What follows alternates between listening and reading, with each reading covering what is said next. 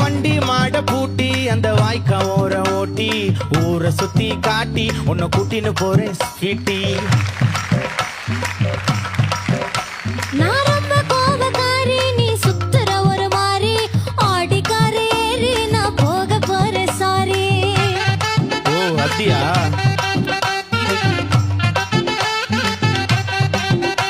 நான் வைக்க மாட்டேன் தாடி, நீ வேணா எனக்கு போடி. இந்த மாமாவை தான் தேடி உன் தங்கச்சி வர ஓடி.